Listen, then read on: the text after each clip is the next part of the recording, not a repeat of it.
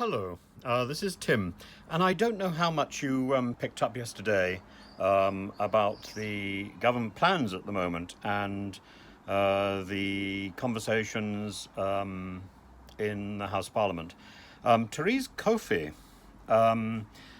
who's involved in the cancellation, or at least the trimming back of universal credit, has said that the plan to cut universal credit by £20 a week, that is just over £1,000 a year, will go ahead. Now, the reason she says this, and this is really why I'm making this video, is she said this will get people back to work, and she's supported in this by Boris Johnson, the Prime Minister.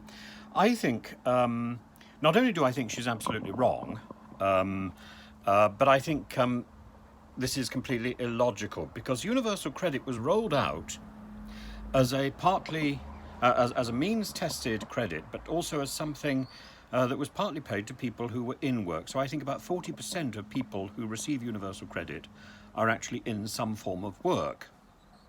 So to say that trimming universal credit is going to get people back to work and is going to discourage a dependency culture misses the point of all those plans to reform the way the dole is paid, and all these plans to roll out this extraordinarily cumbersome, clunky, and actually fairly ineffectual programme of universal credit in the first place. So there is the lie, and it's really rather shocking to have to make this little video and point this out. No one seems to have identified this as a major contradiction, a major point basically of deceit. So universal credit is means tested.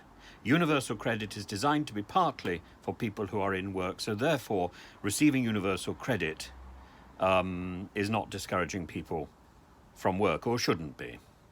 So cutting the universal credit is not going to encourage people into work. This is a nonsense. It's illogical.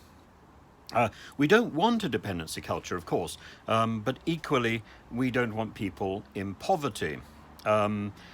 6 million households, I believe, are going to be affected by this measure of cutting the £20 per week. And it's going to take effect in September, exactly as the furlough stops, and exactly, presumably, as winter approaches and fuel bills rise and people are already struggling to pay electricity, gas, water bills. So this is simply going to add to the problems faced by the poorest families in our country. 3 million people were excluded from the various COVID schemes, excluded mostly because of poverty and because they fell out of the bureaucratic system. So 3 million people were already in serious poverty. The Roundtree Foundation says that 500,000 more people are likely to be thrown into poverty by this proposal to cut £20 per week of universal credit. And this is at a time when, as I said, the furlough is going to finish. The furlough is already now being paid. Employers are now having to pick up a larger percentage of the furlough payment. Now, I wonder how many people now are being thrown into losing their jobs because their employers are refusing to do this. This is a time bomb waiting to happen. This is not the time to start following an ideological obsession. And the problem is we've done it before. I remember, so I come from a part of the country in Lincolnshire where as a child we had this amazing industry of growing flower bulbs. Now, flower bulbs and flowers, that whole part of the agricultural sector requires a huge population of people to pick the things. They can't be done really by machines. So we relied on migrant workers coming in on a seasonal basis, picking the flowers and then going off elsewhere. Now, about 20 years ago, rules came in which stopped that. This particularly attracted students. It was at the perfect time of year to attract students who wanted some time off, and often were coming from Eastern Europe. Suddenly, farmers had to employ people on a long-term basis. For what? They're only picking flowers once a year. So the bulb trade died spectacularly and very fast. Because why? Because of an ideological obsession. This may have been British, it may have been European. It doesn't really matter.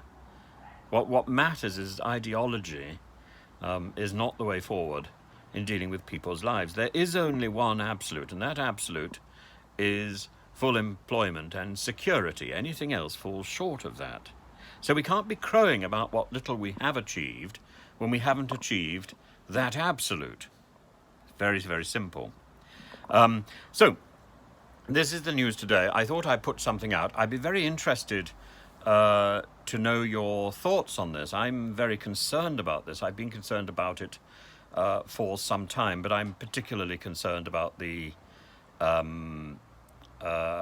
logical nonsense that has been spouted in the last few days, and the fact that the Labour Party, who should be picking this up, are not picking this up. They are, however, talking about the need for money to be spent on local services, absolutely.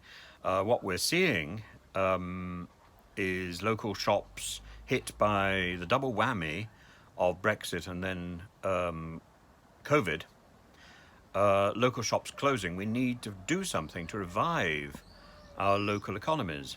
So I entirely agree with that with that focus. But what needs to be established now is the absurdity of the ideology and the nonsense of assuming that cutting money is going to help people back into work.